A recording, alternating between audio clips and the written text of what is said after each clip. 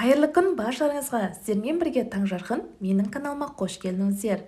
Сіздерді келе жатқан 8 наурыз мерекелеріңізбен аналарымызды, апаларымызды, қыз-келіншектерді барлығын шын жүректен құттықтаймын. 8 наурызға арнап 8 деген санмен молочная девушка сүтті қыз тортын әзірлейміз. Тортымыз өте дәмді болып шығады, әрі көлемі де үлкен болады. Видеоны соңына дейін қараңыздар, бірге әзірлейік. Ең алдымен 8 деген санымызды жазып аламыз.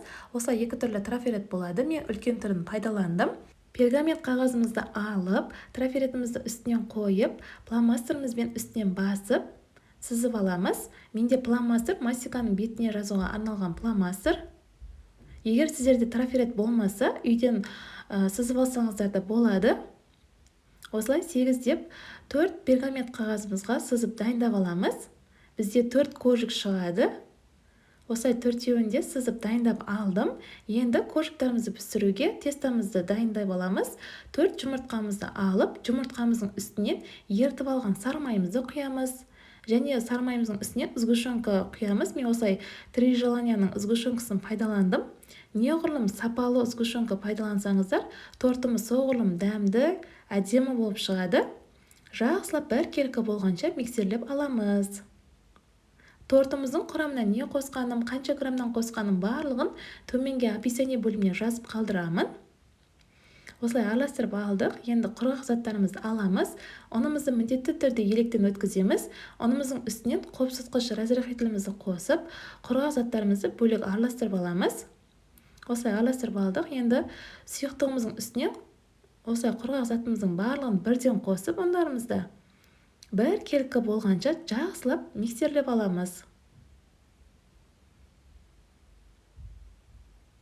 Осылай барлық шетін араластыра отырып, миксерімізбен осылай миксерлеп алдым. Тестамыз дайын. Осылай қою әдемі болып шығады. Жақсылап лопаткамызбен араластырып аламыз.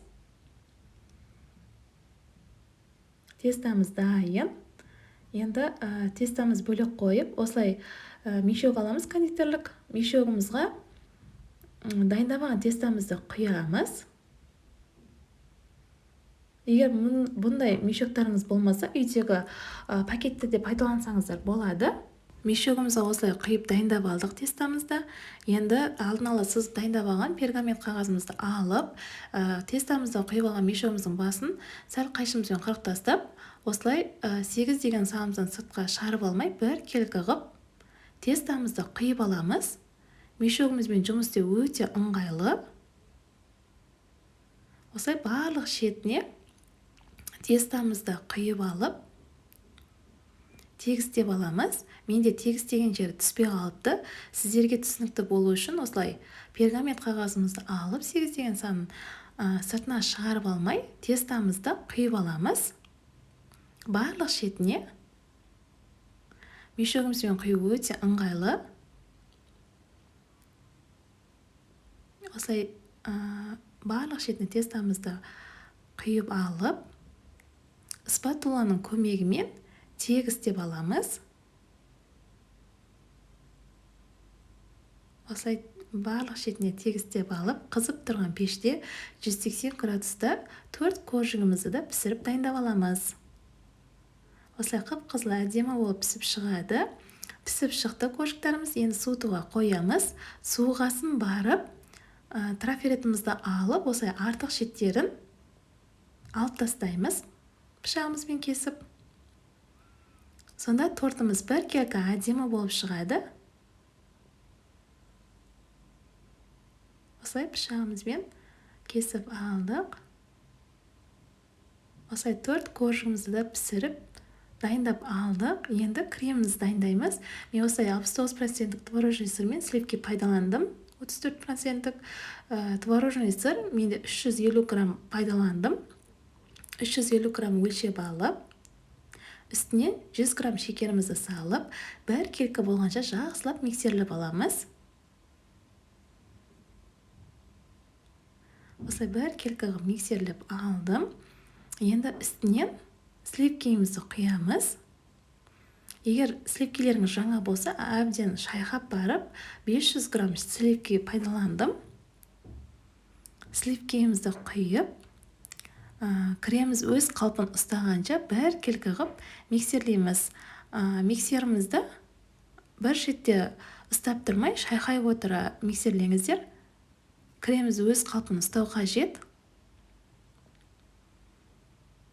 Креміміз осылай өз қалпын ұстап келе жатыр.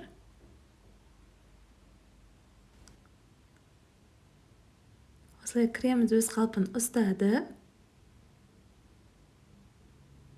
Осылай лопаткамызбен жақсылап араластырып аламыз. Креміміз өз қалпын ұстап тұр. Креміміз дайын. Енді дайындалған кремімізді бөлек қойып қойып, осылай мешогымызды алып, басын қайшымызбен қарқып аламыз. Мен буфайға арналған насадка пайдаландым. Насадкамызды мешогымызға салып алып, осылай стаканымызға салып алып, мешогымызды дайындап алған кремімізді салып аламыз. Осылай мешогымызға салып алдық кремімізді. Енді тортымызды жинаймыз. Коржығымызды алып, кремдерімізді осылай шарик сияқты қылып, барлық шетіне коржығымыздың кремімізді жағып шығамыз.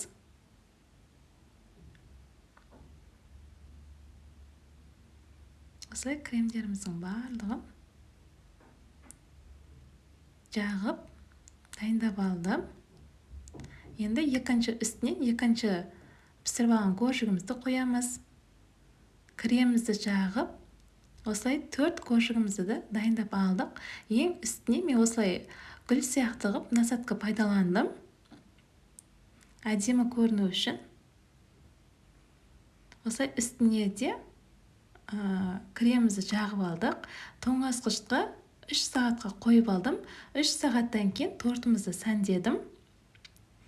Сәндеу жағы өз қалауларыңызда. Мен орео печенье және шоколад, киви, апельсиндермен сәндедім және қатырылған малинамен. Осылай торттарымызды сәндеп, келе жатқан 8 наурыз мерекеге аналарымызға, әжелерімізге, апаларымызға арнап, үйден өздеріңіз жасап берсеңіздер, өте қатты қуанады. Әрі тортымыз өте жұмсақ, нәзік болады. Осылай қатырылған малинамды да қойдым. Осымен кереметтей сүтті қыз молочная девушка тортымыз дайын. Сіздер де міндетті түрде жасап көріңіздер, өте дәмді торт. Менің YouTube каналыма тіркелмеген болсаңыздар, тіркеліп қойыңыздар. Көптеген рецепттер бар. Алдағы уақытта кереметтей рецепттер болады. Тортымыздың ортасы осылай шығады. Өте жұмсақ болады тортымыз. Сіздермен бірге болған Таңжарқын. Қош сау болыңыздар. Егер сұрақтарыңыз болса, комментарий бөліміне жазып қалдырыңыздар.